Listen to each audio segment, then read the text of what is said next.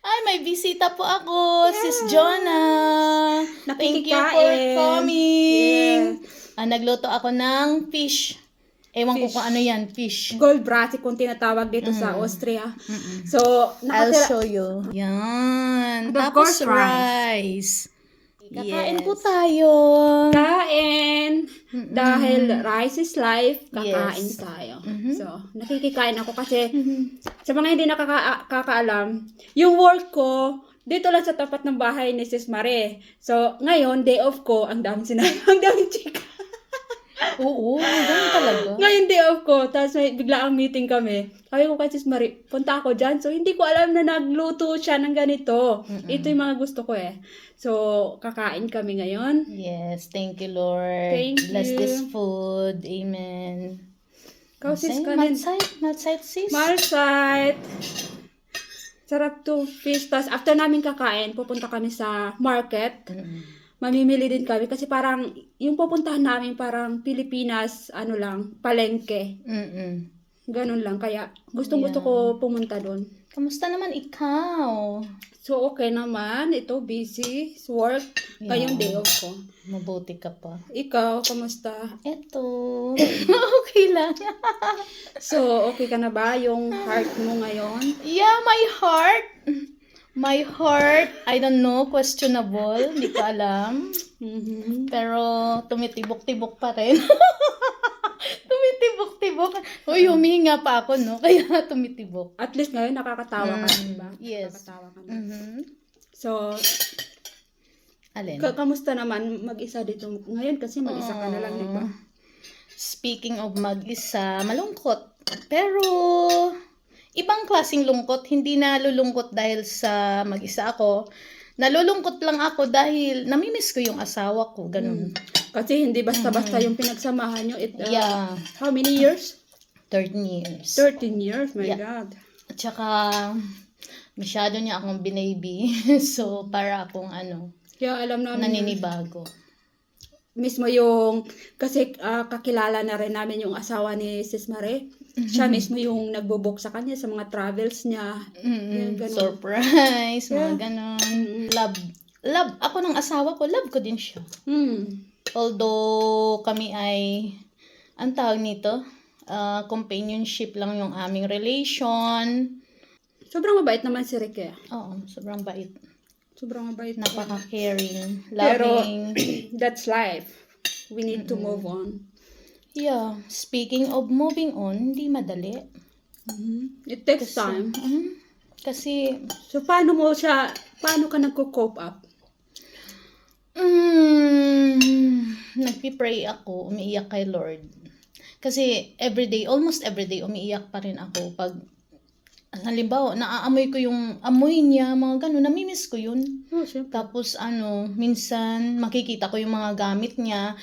Kaya, unti-unti ko nang dinidispose yung mga gamit niya. Kasi, parang, Isa talaga yan sa part ng parang pag mabilis ka makamove on yung mga gamit niya, dinidispose mo. pero hindi ko kayang, once lang na itapon, hindi ko kaya. Kasi marami. Inuunti-unti ko lang. Ganon. Tapos, yung mga memories, every morning, yung mga routine namin, every morning kasi yan, gigising siya sa umaga, magkahiwalay kami matulog. Doon siya, pag ako nasa room, siya nasa sala. May mga extra bed kasi kami ganun. Hindi kami makakatulog pareho kasi sensitive siya masyado. Nagigising siya palagi. So every morning yan, pupuntahan niya ako, kukumutan, titingnan kung ano, mga ganon, ihahag, ikikis, ganon. So parang basta yun nga. Maganda rin ganun, Parang diba? baby, pero matanda na ako. Oo, parang weird kasi may edad na ako. Oo. Hindi, pero Tapos maganda ganyan yun niya. kasi parang yung love nyo andun pa rin, pero parang may kanya-kanya kayo, malaya kang gawin yung gusto mo, di ba? Binibigay niya, makaka-travel ka nga kahit saan, di ba? So yun yung maganda. Mabait din kasi yun. Si Rick. Super bait ng asawa ko. As in, kaya sabi ko nga, makakita pa kaya ako ng kagaya niya. If ever, sabi parang imposible. Matanong ko lang, gaano na ba katagal wala siya ngayon? mag 3 months na sa 17. Ang bilis, no? Ang bilis ng bilis. panahon. Ang bilis, mag 3 months na pala. Yeah. 3 months na siya sa 17. So ito, alam ko maaga pa para tanungin ka ng ganitong tanong. May Careful. may nakikilala ka na ba or may parang nagpaparamdam na sa'yo na alam na wala ka ng asawa, wala ka ng partner, may nagpaparamdam na ba sa'yo? Parang lang. For now, wala. Wala kasi hindi naman ako nagse-search talaga. Hindi ako ano ba yung tawag nito? Parang wala pa sa isip mo. Wala pa kasi nasa healing process pa ako eh. So for now, iniisip ko na it's unfair sa sa lalaki kung if ever makakita ako ng lalaking pag may magkagusto sa akin at sabihin na anuhin ko kaagad as boyfriend, hindi. Kasi unfair, 'di ba? Parang gagamitin mo lang siya para mahilo Yes. ka. Pero Yes, I understand. pero So parang gagamitin mo lang siya para maka-move on ka, para makalimutan mo yung past mo. Parang gagamitin mo lang siya. Parang hindi rin fair sa isang guy yeah. na parang gagamitin mo siya to move on. Parang ganon. Pero may maraming nagsasabi sa akin kasi nagsisik din ako ng mga advices dahil napakahirap mag-move on. Oo, kailangan mo Hirap yun ng na hirap kausap. talaga ako as in. Para akong, anong tawag niyan? Empty? Empty bang tawag doon? Gusto ko lang magmukmuk, mag-isa, parang ganun. Gusto kong matulog ng matulog. Hindi ko alam kung depression ba yun or anxiety. Kaya sabi ko, ano bang nararamdaman ko ngayon? Pero in-enjoy ko naman. Hindi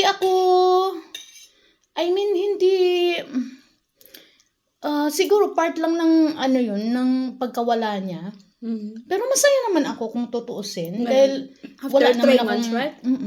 Tapos, yun nga, advice nila sa akin, try ko daw makipag-communicate sa mga lalaki, mga ganon, para daw Pero yun nga, nasa isip ko, parang hindi kasi ako sure. Hindi ka pa Hindi ko alam kung anong gagawin kasi parang if ever pumasok ako sa ganung sitwasyon, Parang ayoko na gamitin yung lalaki para mawala yung ganung emotional problem. Pero nagtatry naman ako makipag-usap. Nag-enjoy naman ako minsan. Oo. Yun talaga yung kailangan mo para maiwasan mo malungkot or Pero hindi naman marami. Actually, may isa lang akong nakakausap. For now. Pero hindi ko ina-expect yun na Parang, magkaroon ng intimate relationship talaga. Nag-e-enjoy ako na kausap siya. Yung pag may basta hindi ko ma-explain, ganun lang. Pero ayoko na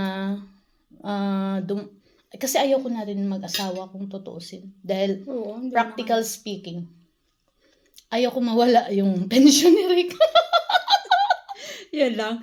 Yeah, kasi pag nag-asawa ako, di wala na akong support, at least doon Normal naman ang seeker height na tawag doon, seeker height.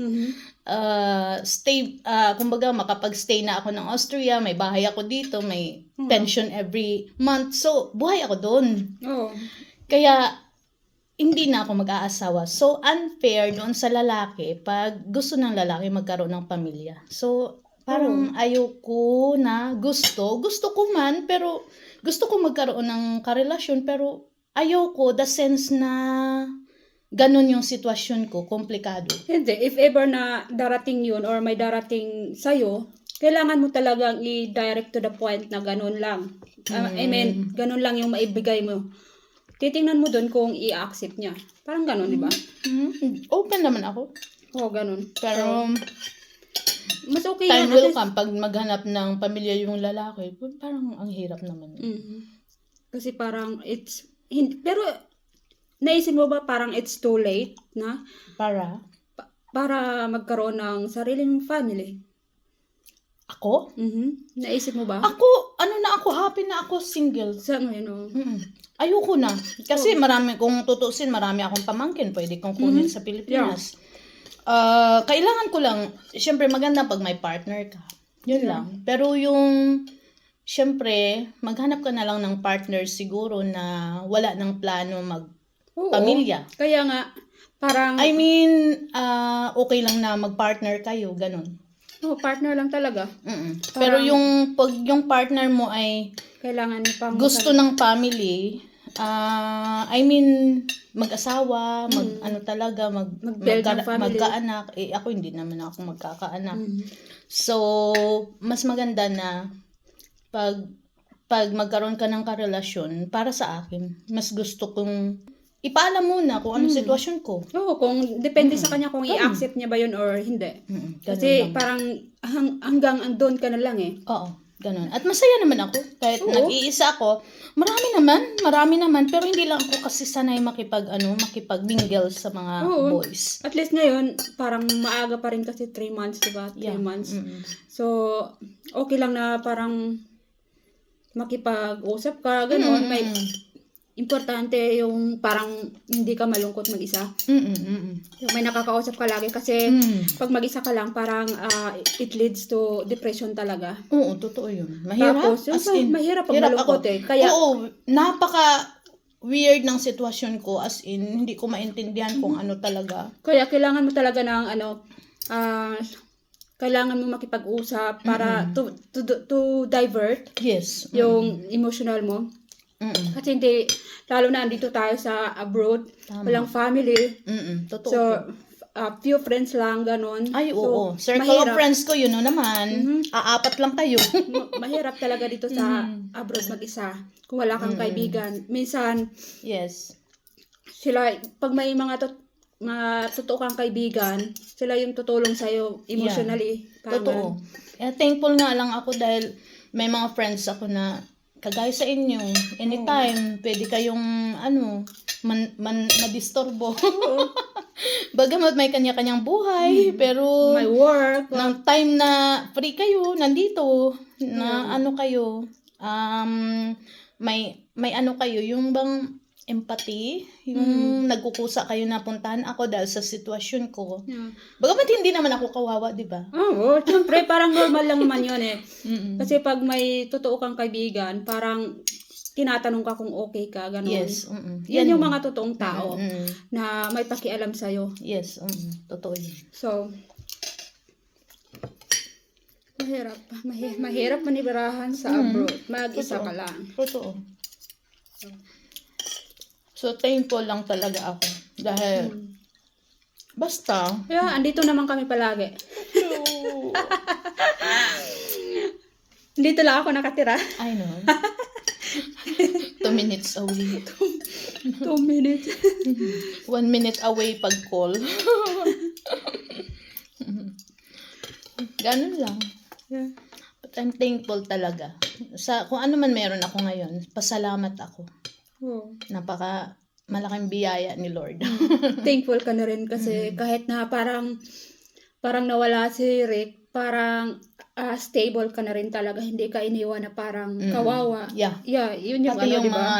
mga anak niya, mababait. At saka, napakaswerte mo rin kasi sa mga anak niya mababait. Kasi alam naman natin sa iba na minsan may mga anak na pag stepmom ka lang, parang hindi sila mabait sa'yo.